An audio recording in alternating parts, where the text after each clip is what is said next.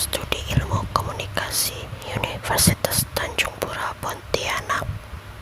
Pada kesempatan kali ini, saya akan mereview sebuah buku berjudul Pengantar Ilmu Komunikasi: Sejarah, Hakikat, dan Proses, karya Edward Arianto, yang terbit tahun 2021 di penerbit Diva Press dengan jumlah total halaman sebanyak 114 halaman.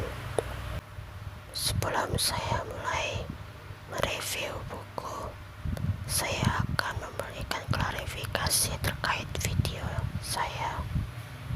Video ini dibuat di malam hari dengan lampu yang dimatikan dan suara yang berbisik.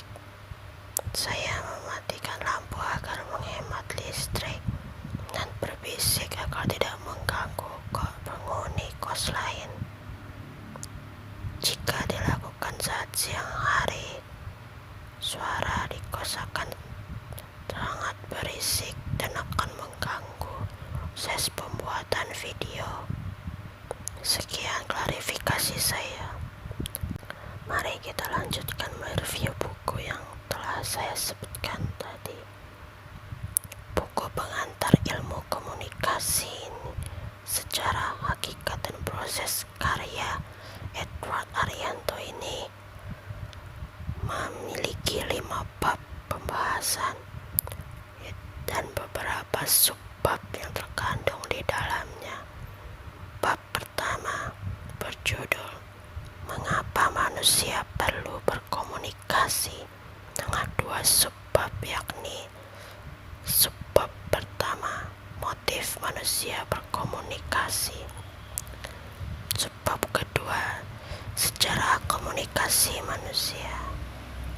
Bab kedua, Sejarah dan Perkembangan Ilmu Komunikasi, dengan 3 subbab, yakni subbab pertama, Sejarah Ilmu Komunikasi.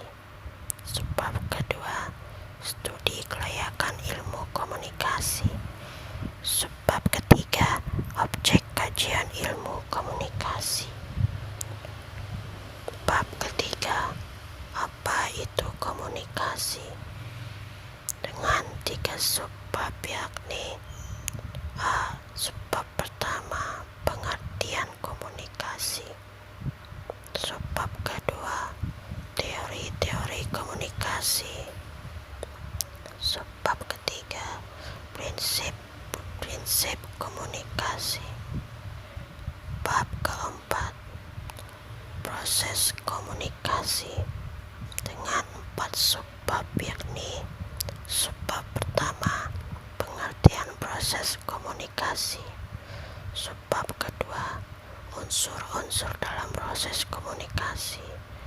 Subbab ketiga, Tahapan proses komunikasi. Subbab keempat, Tingkatan proses komunikasi.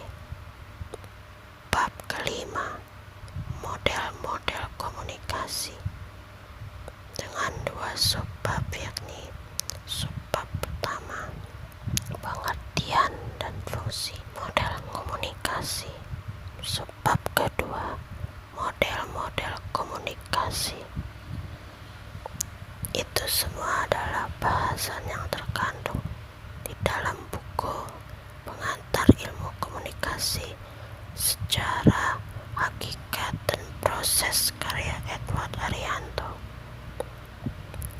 Setelah saya membaca buku ini, saya dapat menyimpulkan sesuatu, yakni buku ini sangat cocok untuk mahasiswa baru ilmu komunikasi dan juga orang-orang yang mungkin ingin mempelajari tentang komunikasi.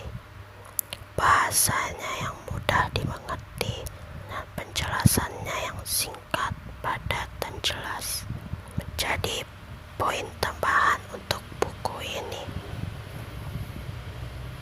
Bagi mahasiswa yang mungkin masih belum terlalu mengerti sepenuhnya mengenai ilmu komunikasi, buku ini dibaca sebagai bahan dasar pembelajaran sebelum dilanjutkannya ke buku-buku lain yang menggunakan pilihan kata yang lebih ditingkatkan. Sekian review buku dari saya. Saya ucapkan terima kasih dan